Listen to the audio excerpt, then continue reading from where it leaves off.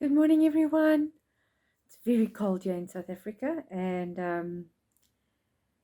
it looks a little desolate here because we've still in our COVID third wave, and there's been a little bit of unrest in the country, um, and so there's unsureness. There's insecure. People are feeling a little insecure and unsure, and people are suffering, and literally people are dying, and so it's a little hard. In Isaiah 49:14-16 says, but Zion said, and when the Bible talks here about Zion, it's the people of God. The Lord has forsaken me. The Lord has forgotten me. Can a mother forget the baby at her breast and have no compassion on the child she has borne? Though she may forget, I will not. I will not forget you. See, I have engraved you on the palm of my hands, and your walls are forever before me. And this is an assurance that, you know, for those of us that are mothers and are mothers that love their children, and that this is a reminder that as much as a mother can love her baby, so much more does God love us. Even He loves our children even more than we do.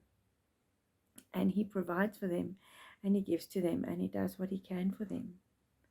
And so it's important to remember that. But there's so much mourning at the moment, and there are so many people asking, how can God, or why, or He's turned His back on us, or in South Africa with the looting and the violence that there was in Natal and in the Johannesburg area, it's quite disconcerting, because it's very hard for Christians to see. And then I see a lot of people going, I'm so sorry, I cannot get over this death of this person. Or this is, and people are saying, just forget, or just go on and move forward, and that. And I saw a TED talk the other day, and I thought I had saved it. So I can't tell you the lady. But she said something, and she said something that was so poignant. She said, I had a husband, and I lost him to death. He died of cancer or something, if I remember. And I don't know how long ago it was, before she did this TED talk. And then she says, but I now am married to a very good looking man, and he's a lovely man, and I've got children. We've got a blended family, and he's good to my children, and he's good. And then she says, and people have said to her, just get over it. Just get over this first husband of hers. And she said, but I can't just get over it. And she thought she was wrong, and she was struggling so hard. And this lovely man of hers, he wasn't asking her to get over it. And then she realized, in the middle of it all, she cannot just get over something that was part of her life. She cannot just forget the person that she was married to. We are not meant to stop mourning the loss of a person just so that we can continue on with our lives. These people and their presence form part of who we are today.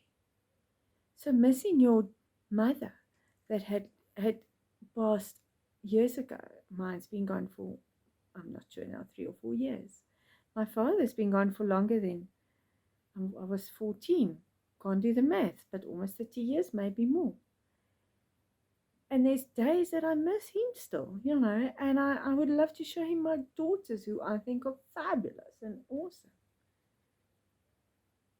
And then she said this profound thing, that grief, that mourning, is part of who you are. You can't just move away from it.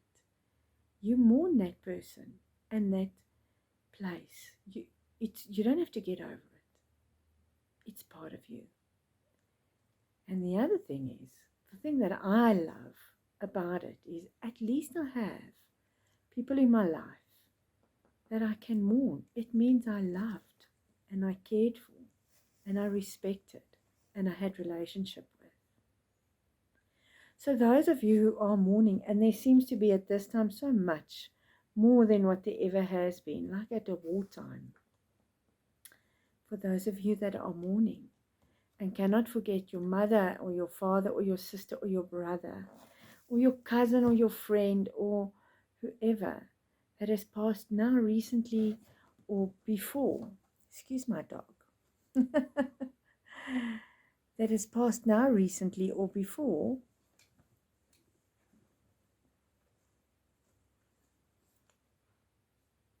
it's not comfortable. But they've passed.